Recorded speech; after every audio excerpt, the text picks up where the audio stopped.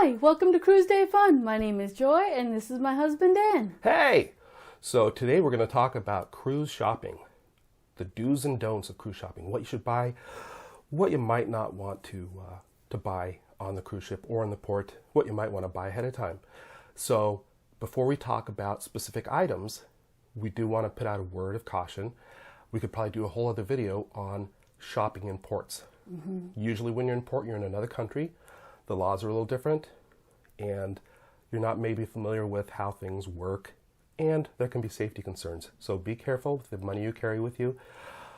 Be aware that while you're bargaining, while you're negotiating with a local vendor, that they know a lot more about what they're selling than you do. And just be cautious and travel in groups. Buyer beware really applies when you're shopping in port, because they're waiting for that cruise ship to come in. And be aware of your surroundings. That's right. Not to say you can't get some great deals in port, and we do buy stuff in port, but we are very careful about how much cash and how many credit cards we bring along. Generally, we leave a lot of stuff back in the safe in the cabin. Take advantage of the safe cabin. And most cruise ships have classes about the ports and how to shop if you want to shop there. Right. And, when you go buying stuff in port, you may come across something that seems like a really great deal, and it may not be that great of a deal. We had one experience in port one time where we were looking at jewelry, and we thought we found a great deal, but then we started questioning it. You know what I'm talking about? The ring? And they jokingly said, I'll trade you for your wedding set. And I'm like, no, that's okay. And that's not going to happen.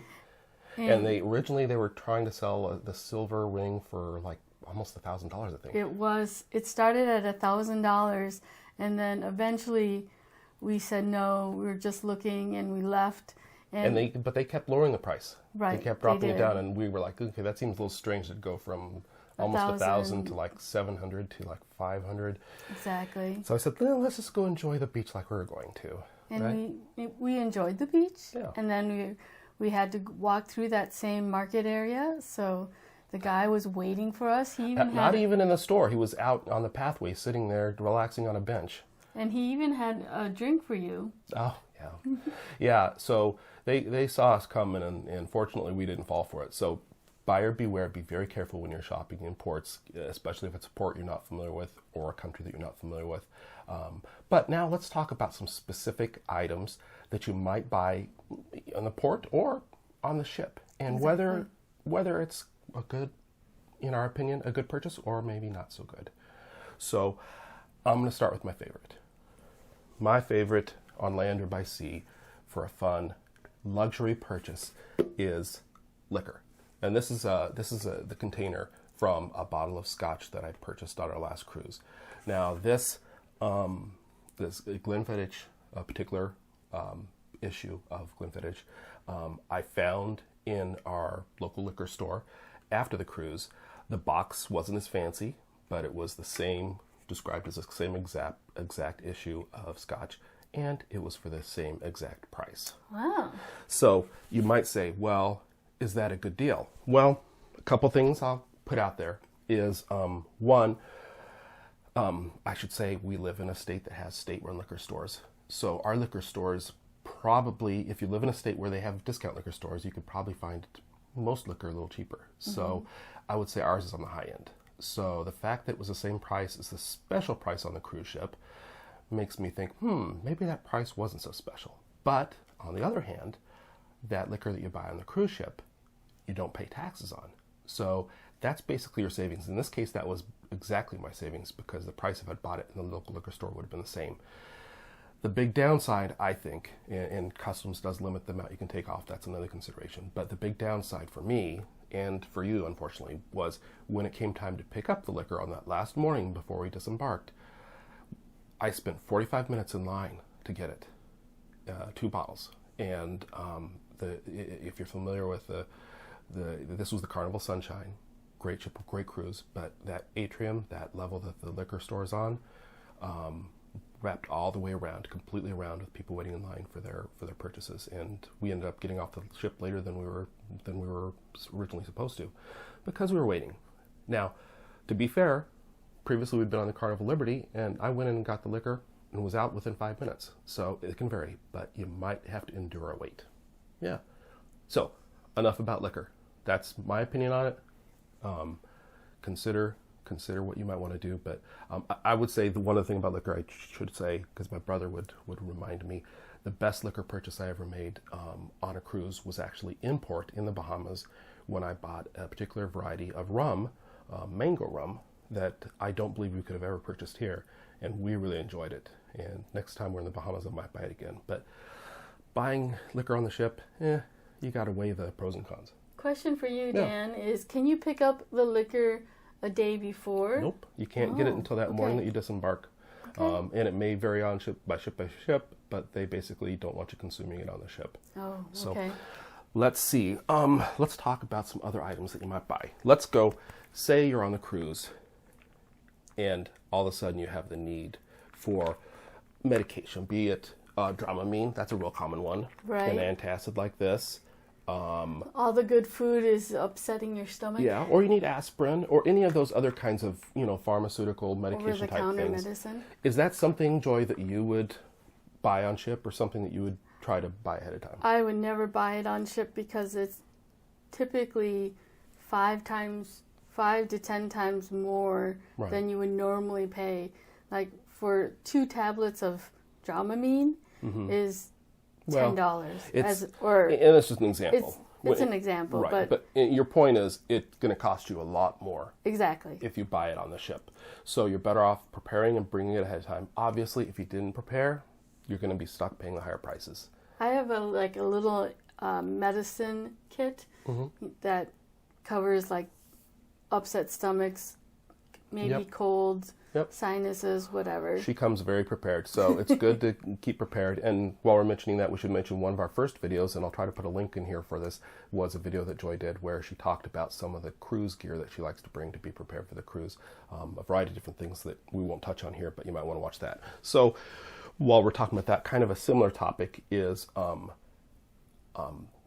sunscreen, suntan lotion, insect repellent, that kind of thing, kind of similar to the drugstore type stuff we were talking about. Again, is that something you would try to bring ahead of time if you thought you're going to use it? Or yes, I definitely would. Okay. So, again, you're going to pay a lot more on the cruise ship. Definitely. Or in port, probably. And the excursions that you're outside in like a forest or hiking or stuff, or in the sunshine, you definitely want to protect your skin. Yep. Okay, the next item, I'm going to have to reach down here to get it. Let's see. Just a second. Okay, I kind of touched on this already, but what about the fun souvenir drinks? Definitely. If you feel like you want a souvenir from your ship, buy the souvenir cup if you want to. I mean, it's every time you see it, you'll be reminded of your cruise. Right. And I would say, you're paying, at least with, I've gotten into a habit of buying these funnel drinks on the Carnival cruises that we've got on. So I've kind of got a collection on my bookshelf. But, I'm thinking when you purchase at the upcharge, you're paying more for the little plastic container. And I'm not sure it even holds as much as a normal container. So keep in mind, you're buying a souvenir that you can only buy on the cruise. Maybe it's not for you. If you're just wanting the drink, I wouldn't bother with it, but if you're wanting the souvenir to keep, and, a lot of times I'll have a special where once you fill it once, the refills are a little cheaper, calculate that into your consideration, but, it's kind of up to you. But, again, if you like the drink holder, it's a souvenir. Yep. Yeah, bonus. And bonus. if you ever have a party and you have extra drink holders for your guests. Yeah. Speaking of souvenirs, let's talk about import souvenirs. Here's an example of one. We got this in Freeport. Little coffee mug. Unfortunately, it has a little spot for a spoon here, but the spoon broke. Right. Yeah. So maybe that wasn't the greatest purchase for that. But what do you think about buying souvenirs like this in port? Once again, if you want a token that you can remember your cruise, definitely get whatever you like a coffee mug. Yeah. I do warn you, though, coffee mugs tend to multiply when you're not looking. Yes, but there's other types of souvenirs you can get in port. And the other thing I would say about this, and looking at this here, let's see, made in China. So whenever possible, we try to buy stuff that's made by local artisans, made there on the island in the country that you're buying it from. But in some cases, like Freeport, I don't think, at least at the time, and probably now after Hurricane Dorian, I don't think they probably are able to produce a vast quantity of a variety of souvenirs to buy. So you may see made in China on something. So you keep that in mind. You still want to support the Bahamian people. Yep. Or support the local economy. Yeah. So speaking of souvenirs, there's also souvenirs like you like to get the magnets. Yes. From the, I don't know if you can see that there. Probably won't be able to focus that in, but anyway, the little cruise ship cruise magnet. I think it'd be hard to find a Carnival Sunshine cruise magnet. Ooh, it could be collector's item. Yeah, I don't think you're going to find that at your local, Walmart or whatever. But that, you're going to probably pay more than you pay for a magnet in a local, Family Dollar or whatever. But it's, again... It's like another memory. Yeah. Memory reminder. Okay, now here, this one might be kind of a trick question. What about playing cards? Playing cards. So, the last time we were on board a ship, I was mad that I did not bring playing cards. So, I thought, I'm just going to go to the counter, the hotel counter, and see if they have any playing cards.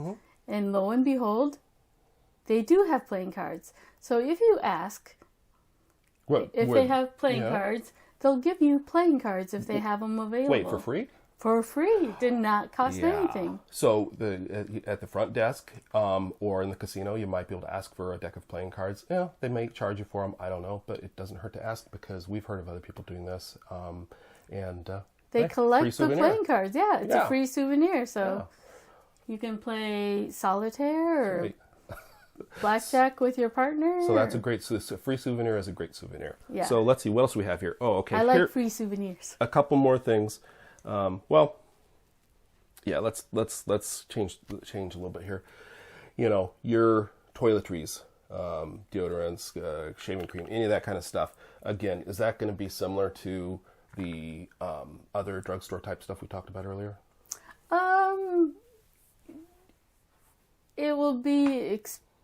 It'll be more expensive, your toiletries, so you'll pay that's more. why I usually go get the toiletry stuff for us a week before in the travel aisle and get all our stuff. Yeah.